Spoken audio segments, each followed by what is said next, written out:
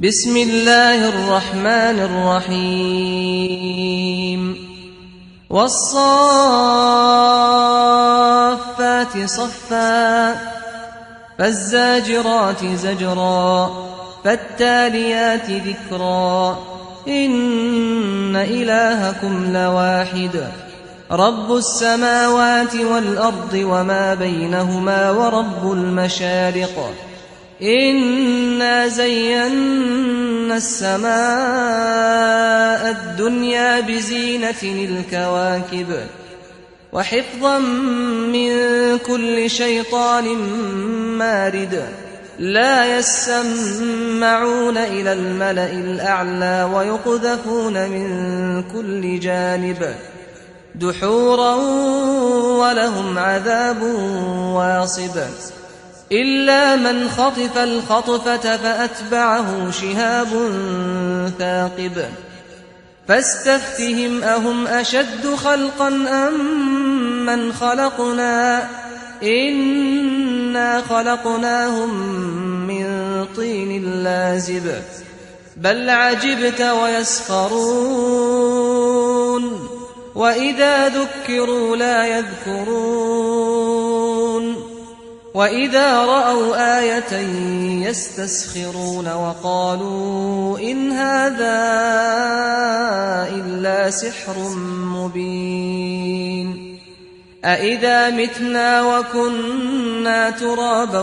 وعظاما أإنا لمبعوثون أو آباؤنا الأولون قل نعم وأنتم داخرون فإنما هي زجرة واحدة فإذا هم ينظرون وقالوا يا ويلنا هذا يوم الدين هذا يوم الفصل الذي كنتم به تكذبون احشروا الذين ظلموا وأزواجهم وما كانوا يعبدون من دون الله فاهدوهم إلى صراط الجحيم وقفوهم إنهم مسؤولون ما لكم لا تناصرون بل هم اليوم مستسلمون وأقبل بعضهم على بعض يتساءلون قالوا إنكم كنتم تأتوننا عن اليمين قالوا بل لم تكونوا مؤمنين وما كان لنا عليكم من سلطان بل كنتم قوما طاغين فحق علينا قول ربنا إنا لذائقون فأغويناكم إنا كنا غاوين فإنهم يومئذ في العذاب مشتركون إنا كذلك نفعل بالمجرمين إنهم كانوا إذا قيل لهم لا إله إلا الله يستكبرون ويقولون أئنا لتاركو آلهتنا لشاعر مجنون بل جاء بالحق وصدق المرسلين إنكم لذائق العذاب الأليم وما تجزون إلا ما كنتم تعملون إلا عباد الله المخلصين أولئك لهم رزق معلوم فواكه وهم مكرمون في جنات النعيم على سرر متقابلين يطاف عليهم بكأس من معين بيضاء لذة للشاربين لا فيها غول ولا هم عنها ينزفون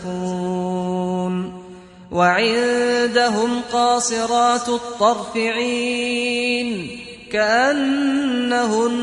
بيض مكنون فأقبل بعضهم على بعض يتساءلون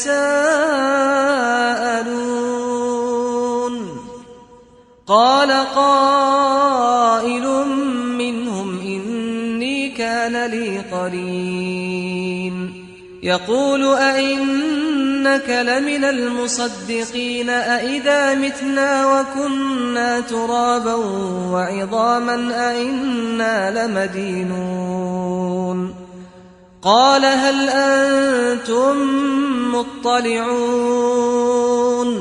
فاطلع فرآه في سواء الجحيم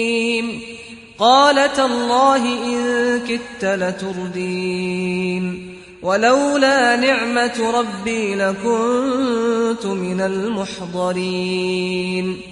أفما نحن بميتين إلا موتتنا الأولى وما نحن بمعذبين إن هذا لهو الفوز العظيم لمثل هذا فليعمل العاملون أذلك خير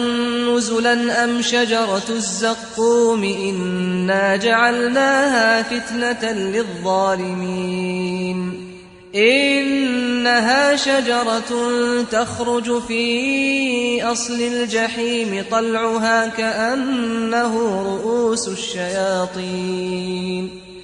فإنهم لآكلون منها فمالئون منها البطون ثم إن لهم عليها لشوبا من حميم ثم إن مرجعهم لإلى الجحيم إنهم ألفوا آباءهم ضالين فهم على آثارهم يهرعون ولقد ضل قبلهم أكثر الأولين ولقد أرسلنا فيهم منذرين فانظر كيف كان عاقبة المنذرين إلا عباد الله المخلصين ولقد نادانا نوح فلنعم المجيبون ونجيناه وأهله من الكرب العظيم وجعلنا ذريته هم الباقين وتركنا عليه في الآخرين سلام على نوح في العالمين إنا كذلك نجزي المحسنين إنه من عبادنا المؤمنين ثم أغرقنا الآخرين وإن من شيعته لإبراهيم إذ جاء ربه بقلب سليم إذ قال لأبيه وقومه ماذا